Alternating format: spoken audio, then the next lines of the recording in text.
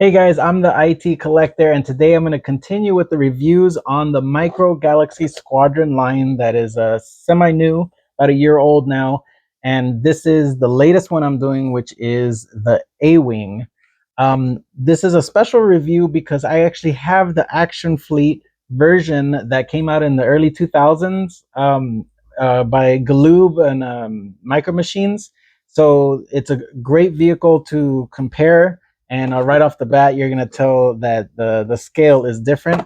But if you've never collected this before, it's still available in third party platforms like eBay. And you could probably get a good deal because maybe with this line that just came out, maybe the prices have gone down. You can check some sites online that kind of follow or track the prices.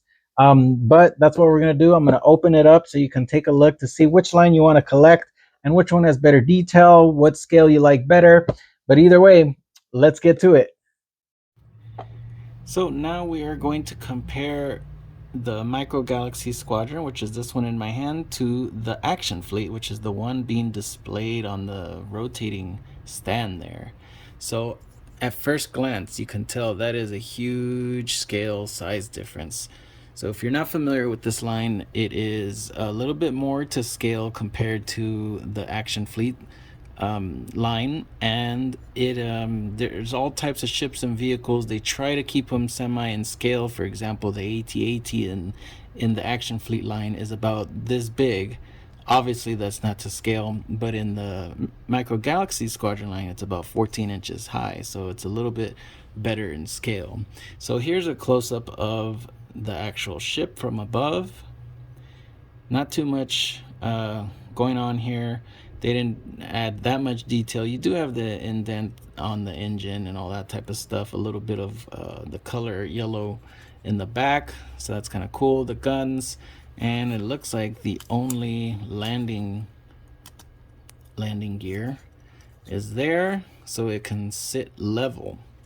Now, lastly, it does come with a figure, and I'll show you that in a second. And the cockpit opens. There is not much detail painting anything with the cockpit, but that's expected because, as you can see, it's a very small ship. So let's compare it to the Action Fleet A-Wing. So this one, you can tell right off the bat, is the size. It's a little bulkier. What's cool about this line, if you want to collect it, is they all come with, or most of them come with a stand for display like you saw.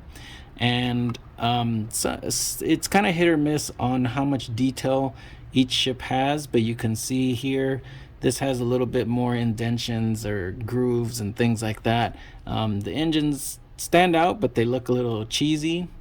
But it's a little not bad. You can see there. This is, yeah, I actually don't like it. I prefer this one over here. This just looks kind of like a toy. And what are we doing? These aren't toys. Anywho, here's the bottom part. If you're not, or the underneath the craft. So if you're not gonna have it on the display stand, then you can bring out the landing gear. And just for chuckles here, you can see that this was made in 1995. So these were super popular in the 90s to early thousands, and it's the Action Fleet series. Yeah, cockpit should open as well. I haven't touched it or tried it. We're gonna take a look there. Now that's pretty interesting. It's hard to tell, but they did add some texture and some painting in there. They look like stickers.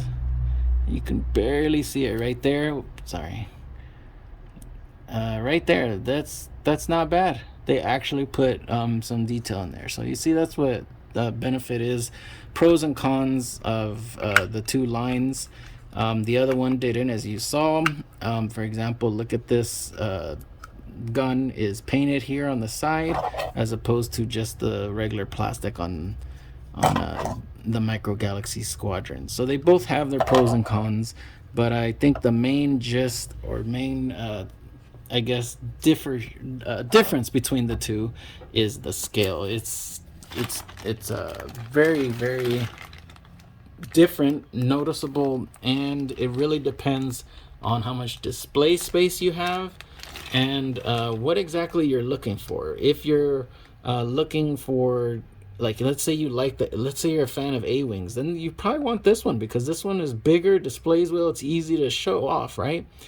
This one is a lot smaller, not much to it, but it is more to scale. But I don't think there's any A-wing fans here, so it's really up to you which one you prefer.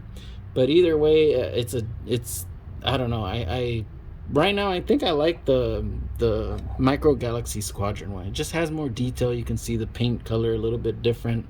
Um, yeah, it kind of stands out more, I guess, and I kind of like that it's bulkier, but it is not to scale. And just to compare, here is a TIE interceptor from the Micro Galaxy Squadron line, and it is pretty much the size of the A-wing on Action Fleet, which would not be to scale. So that lets you know the little bit difference. Here's a Naboo fighter from Action Fleet. So you can see it's almost the same size. That's how Action Fleet is. It's basically a one size fits all. So there you go. So there you go. There is a nice review on these two vehicles from different lines.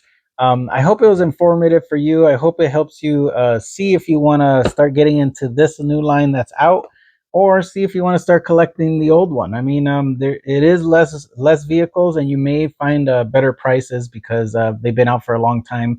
I have bought a lot of these, not back then in 2000. I bought them back pretty recent, maybe within the last 5 years. I bought a lot of them loose because I love to display these, and that's what makes both of these lines awesome because they're the size of them are easy to display. So if you haven't noticed, make sure you subscribe for more Star Wars stuff. But I have a ton more other collectibles, so make sure you check out the channel for not just Micro Galaxy Squadron, but there's a lot more comparisons on there. But Marvel stuff, DC stuff, a lot of stuff by NECA, Predator, Terminator, Ninja Turtles, all that good stuff. So make sure you subscribe. And as always, stay collecting, my friends.